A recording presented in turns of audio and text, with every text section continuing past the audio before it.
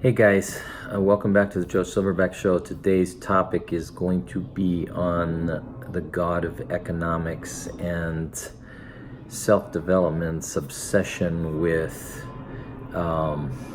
abundance. So, first and foremost, autosuggestion, the power of Emile Coué's every day, in every way, I'm getting better and better. Norman Vincent Peale, Dale Carnegie, Tony Robbins, the self-help gurus of the 20th and 21st century are spot on the money when they're understanding that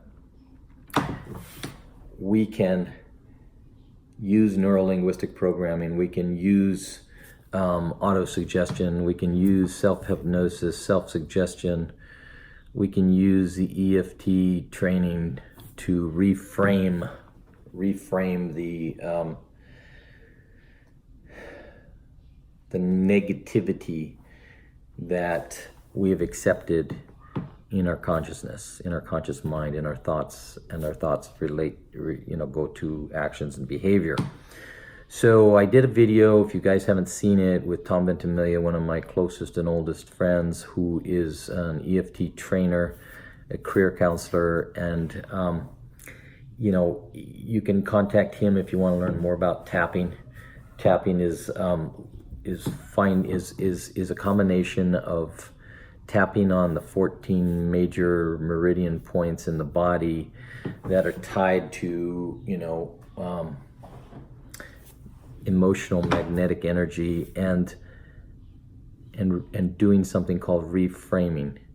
Reframing is basically, understanding that I was accepting, that I'm fat and ugly, and now I've decided that it no longer serves me to accept that I'm fat and ugly, and I accept that I am transforming my mind and my body into a beautiful, loving being. Okay, it's reframing something. This pain that I have in my ankle was serving me up until right now, and it no longer serves my purpose. So I am, willing to let it go, and I'm letting it go. So it's reframing. This is the essence of autosuggestion. So this can be very good when guided by wisdom. And that's the key point, guided by wisdom. So the reason why I'm bringing this up is because there's too many unwise mentors, gurus, coaches out there that are getting people to tap into this idea of abundance. So the consciousness principle of abundance is, hey, there's so much out there in the universe. Why shouldn't I have more? Why should I accept that I have less? First of all, making money and making abundance your God, instead of doing the right thing and having enough. Just pay attention to that little shift. Doing the right thing and having enough. Or, as I like to say, having a little bit more than enough. Having enough plus some reserves is very different than the concept of creating abundance. And we live in a world where we're disconnected from nature, and in nature, hoarding is not something that's considered a good value.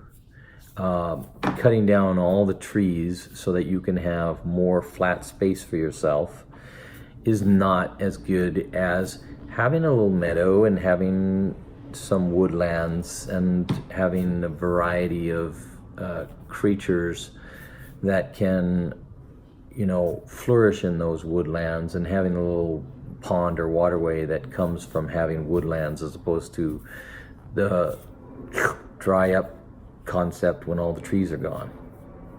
So let's look at water. Well, yeah, if you go back 1,000 years, if you go back 500 years, even if you go back 200 years, you could have been on this continent called America and said, there's such an abundance of water, it's unlimited. I can have all the water I want. Well, that's not true. There is a water crisis in California and in the United States and in the world.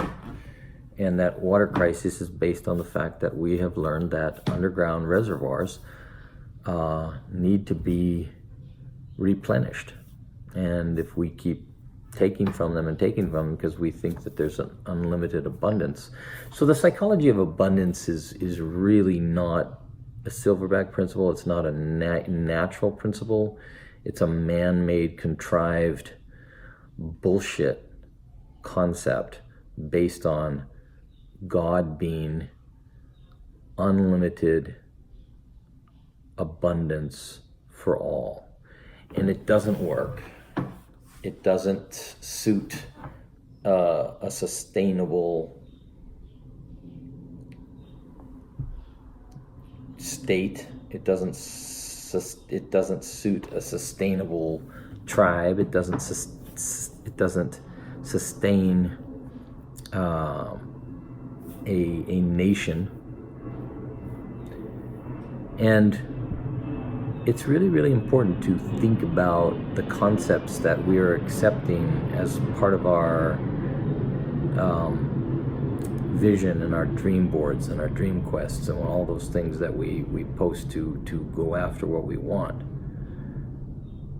Now, as anybody who's watched my videos knows, I'm a huge one in terms of active imagination and dream state and following your dream.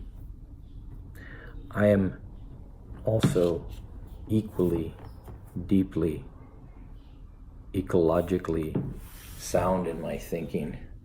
And if one looks at and studies the wisdom traditions, you'll see that there's always something in there that talks about keeping your greed in check and keeping your desires in balance and in harmony with the rest of nature. If you don't like that, then you probably won't like my program. And if you don't like that, you don't like being told to do the right thing over constantly trying to get more and more and more for yourself. How do we juggle that? I'm a father. I have 4 children. I want them all to have material comfort and success. I want them to have a home and shelter and food on the table, and I want them to be able to not suffer too much. Okay, so if they can have more than that, that's good. But if they spend too much time going after more and more and more and more at the cost of a balanced life, that's not what I suggest. I prefer that you have balance and harmony in your home than you have $10 million extra in your bank account. That's it for the Silverback program. Namaste.